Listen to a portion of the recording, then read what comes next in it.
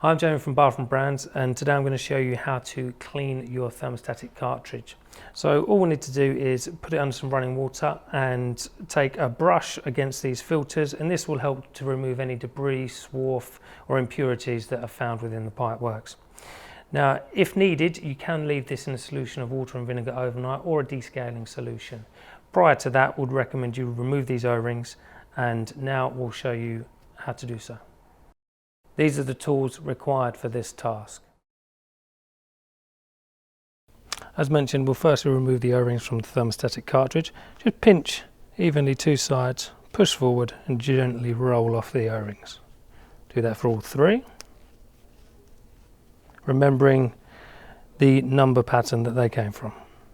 So we've got 3, 2 and 1. Now all we need to do is run some lukewarm water. Take a brush or similar and gently brush away at the filters just to remove any debris, swarf or impurities that are found on there. And go all the way around, and there we are. That isn't sufficient. You can leave this to soak overnight in a water vinegar solution or a descaler. So we'll pop that over here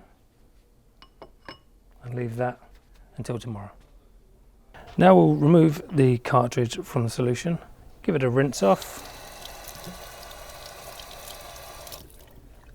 and then reinstall each of the O-rings.